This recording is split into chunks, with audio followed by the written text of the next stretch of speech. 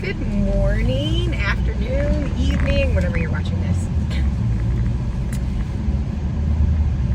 I had a thought this morning that I just can't let go of, so I wanted to share this thought.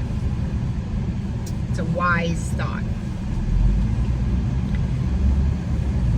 Most of us, I'm not saying everybody, most of us live in a modern, civilized world where our rites of passage no longer exist as in an organized system that prepares us for certain stages of life. And so we go through things and we feel unprepared. We have kids, we get married, we start work, we begin our menses, our hormones change, we have partners, we have arguments, we have disagreements, all of these things. Some people who are watching this may be in a stage of life where their parents are getting older, they're having to take care of our parents, our grandparents. Maybe people in our family are starting to transition. People in your family are starting to transition. Maybe you're in a space where your parents have already transitioned. And so the point is, if you have not been through something that prepares you, all of us are unprepared. All of us, not all of us, right? Because those who've been through rites of passage or whatever.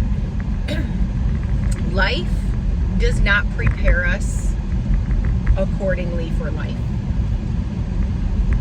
No one prepares you for having a baby.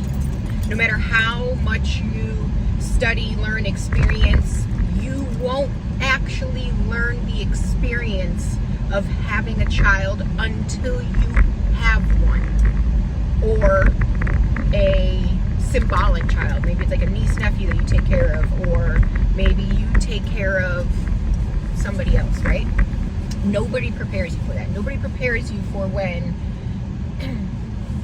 if your parents are getting sick and then you have to take care of your parents and what that means and what that looks like and what troubles you might go through. So the reason why I'm saying all of this is because this is a reminder to you today to give yourself grace for where you are at. I bet you nobody has prepared you for this stage in your life.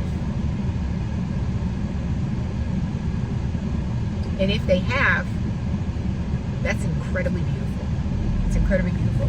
But if not, give yourself grace. You're writing the rule book as you learn. It's different than reading something and taking a test and being prepared for the test. Life, we're not taking tests. We're not studying certain things. Life isn't going to give you the rule book. And I think about my mother-in-law and my father-in-law and the situation that my father-in-law has gone through of an accident, a literal freak accident that now has him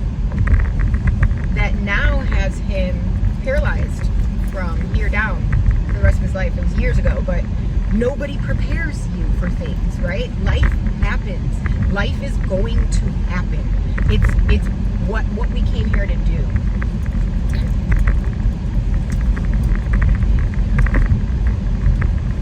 What we can do for ourselves is